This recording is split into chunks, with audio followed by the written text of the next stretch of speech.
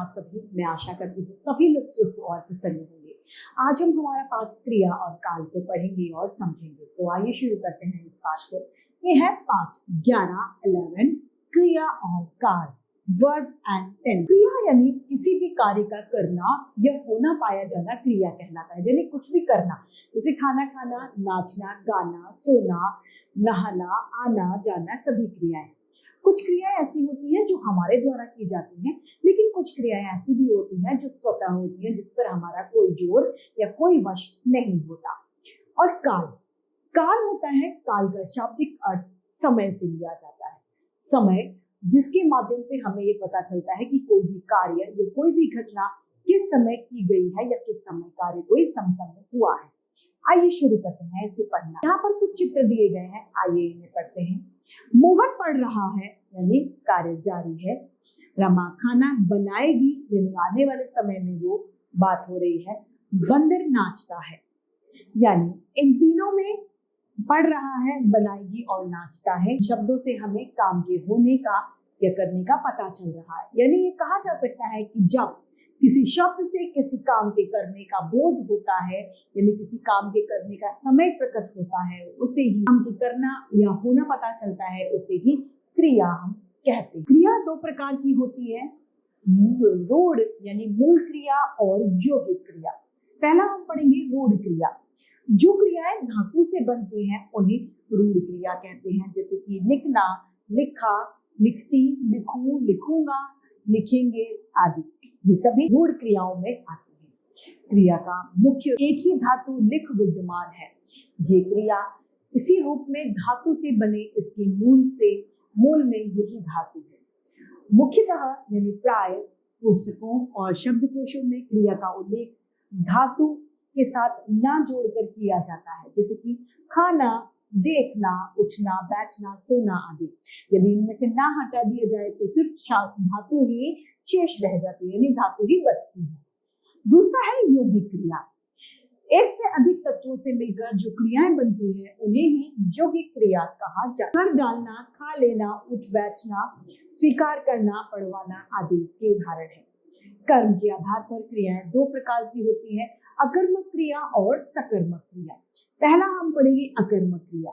अकर्मक क्रिया का अर्थ होता है कर्म के बिना। जहां पर कर्म का लोप होता है वे अकर्मक क्रियाएं कहलाती हैं, जैसे वह गया, मैं सोता हूँ, पक्षी उड़ते हैं, इसके उदाहरण है। इन वाक्यों में केवल कर्ता और क्रिया ही है, फिर भी वाक्य का अर्थ पूरा है। इसमें कर्म की आवश्यकता नहीं है, यानी लोप है। अतः इन वाक्यों की क्रियाएं गया, सोता हूँ और उड़ते हैं अकर्मक क्रिया है, क्योंकि इसमें कर्म नहीं है। दूसरा है हमारा सकर्मक क्रिया। सकर्मक क्रिया का अर्थ होता है कर्म के सहित, जिसमें जिन क्रियाओं में कर्म साथ में होता है वे क्रियाएं सकर्मक क्रियाएं कहलाती हैं, जैसे मैं खाना खाता हूँ, मैं घर जाऊंगा आदि इसके उदाहरण है। इन वाक्यों में क्रियाएं कर्म के साथ हैं, अतः ये सकर्मक क्रियाएं कहलाती हैं। सकर्मक क्रिया की पहचान। सकर्मक क्रिया की पहचान के लिए क्रिया में क्या, किसे, किसको लगाकर यदि प्रश्न किया जाए और उत्तर मिल जाता है तो वह सकर्मक क्रिया कहलाती है, और यदि हमें उत्तर नहीं मिलता तो वह अकर्मक क्रियाएं कहलाती हैं। अकर्मक क्रियाएं और सकर्मक क्रियाओं के यहाँ पर उदाहरण दिए। बाल्टी भरती है, रवीना पानी भरती है, तो उसमें हम क्या प्रश्न पूछेंगे? रवीना क्या भरती है? तो रवीना पानी भरती है, तो हमें इसका उत्तर मिल जाएगा, अतः ये सकर्मक क्रिया का उदाहरण है। उसने लिखा, उसने पत्र लिखा, उसने क्या लिखा? उसने पत्र लिखा। यदि हम क्या लगाकर प्रश्न करें तो हमें उत्तर मिलेगा पत्र लिखा, तो ये सकर्मक क्रिया का उदाहरण है। अब है अपूर्णकर्मक क्रिया। कोई भी अकर्मक क्रिया केवल कर्ता के रहने पर पूरा अर्थ नहीं दे पाती, जिससे वाक्य का अर्थ पूर्ण नहीं होता, ऐसी क्रिया को अपूर्ण अकर्मक क्रिया कहा जाता है। जैसे कि वे ईमानदार कहलाते हैं, वह डाकिया था, उसका भाई निकम्मा निकला, अशोक बीमार है, वह विधायक बना आदि इसके उदाहरण। अपूर्ण अकर्मक क्रिया के साथ लगने वाले वे शब्द या शब्द समूह होते हैं जो वाक्य का अर्थ पूरा बताते हैं या पूरा करते हैं। इनके बिना वाक्य अधूरा अधूरा रहता है। और ये जानने वाली बात है कि क्रिया विकारी शब्द है। क्या है? विकारी शब्द, यानी इसमें बदलाव आता है। अतः कर्ता के लिंग, वचन और पुरुष के अनुसार क्रिया के रूप बदल जाते हैं। जैसे आकाश खाना खा रहा है, शुभा खाना खा रही है, तो यहाँ पर क्या है, बदल गया। क्यों? लिंग की वजह से, लड़का और लड़की की वजह से इसमें बदलाव आ गया।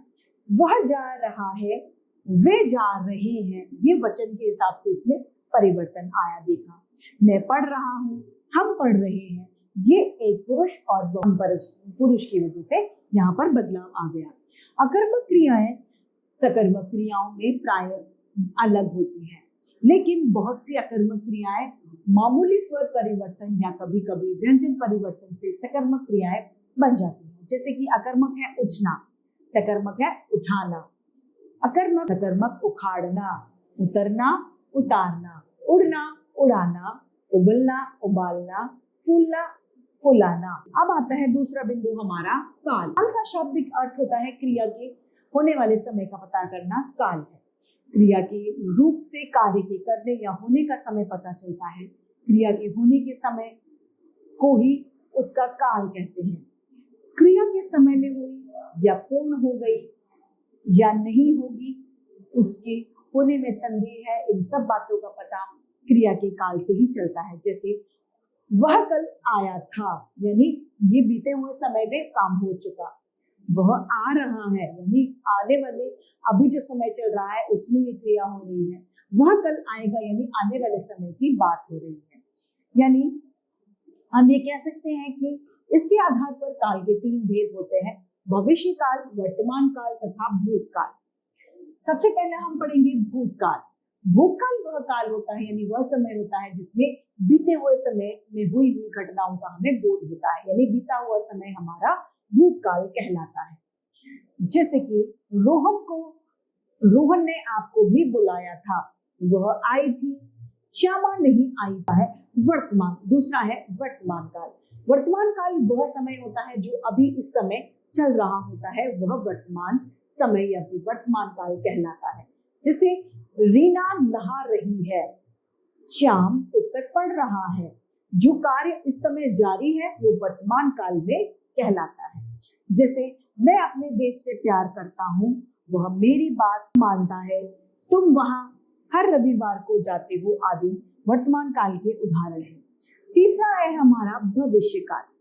भविष्य काल यानी आने वाले समय में जो घटनाएं घटित होने वाली है, यानी आने वाले समय का बोध कराने वाला समय भविष्य काल कहलाता है। यानी ये कहा जा सकता है कि क्रिया के जिस रूप से यह ज्ञात होता है कि कार्य आने वाले समय में होगा, उसे भविष्य काल कहा जाता है। जैसे तुम घर कल जाओगी, वह मेरी आज्ञा अवश्य मानेगा, यह कार्य भी करेंगे आदि। इसी के साथ हमारा ये पाठ क्रिया और काल समाप्त होता है। मैं उम्मीद करती हूँ सभी को ये समझ में आया होगा। आज के लिए इतना ही, फिर मिलते हैं। धन्यवाद।